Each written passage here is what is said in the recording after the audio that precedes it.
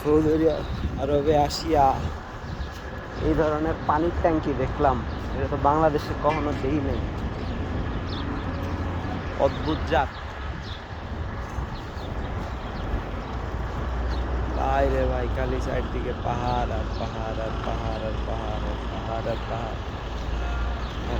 এরকম পানির ট্যাঙ্কিটি ভাল লাগছে, বাংলাদেশে এটি খুঁজুম, কই পাওয়া যায়। বাংলাদেশে যদি পাওয়া যায় আদৌ সাদা কালার, বাংলাদেশে তো সাদা কালার জিনিস মানুষের পছন্দই করে না।